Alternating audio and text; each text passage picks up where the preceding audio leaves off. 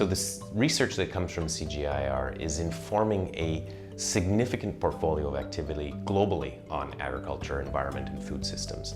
If we get that wrong, or if you underinvest in research, you can have catastrophic results.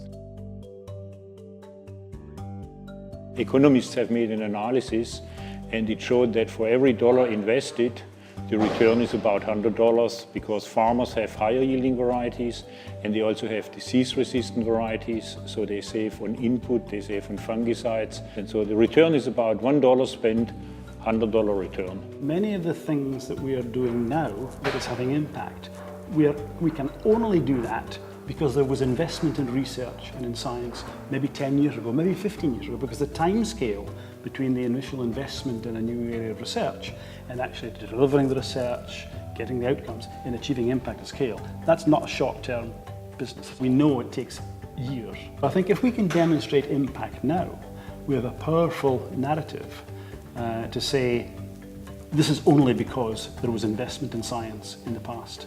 And if you want to continue to have impact, you need to continue to invest in science and research.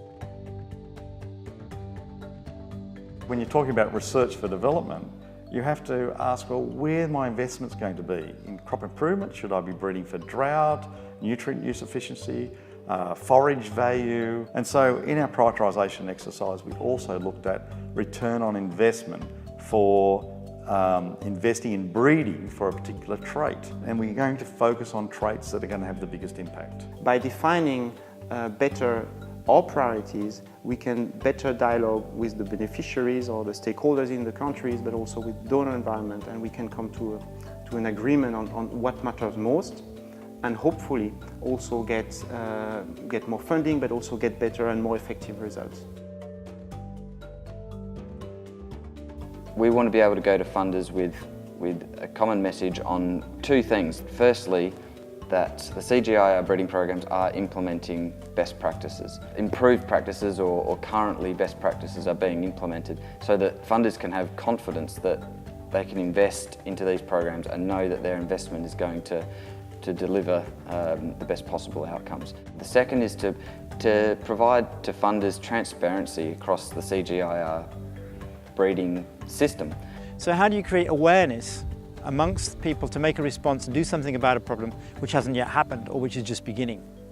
And one of the things we really need for that is actually to have resources available in a very fluid and rapid way to have a rapid response.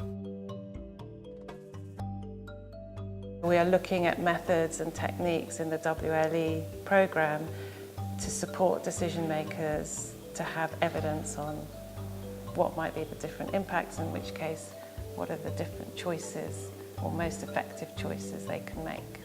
Because in these complex environments there isn't an answer for science to hand you, but science can help you make much better plans and solutions that will be much more attractive to investment, that will be less politically contentious if you're building consensus from the bottom up as well as across sectors. CGIAR research plays really quite a unique advisory role on global investments. These are investments from governments, from multilateral development banks, from private sectors and how they're operating. So through the partnerships that we have, we are having important influence based on evidence and decision support on this quite significant, massive investment in agricultural research, in food systems, in really important, complex environments.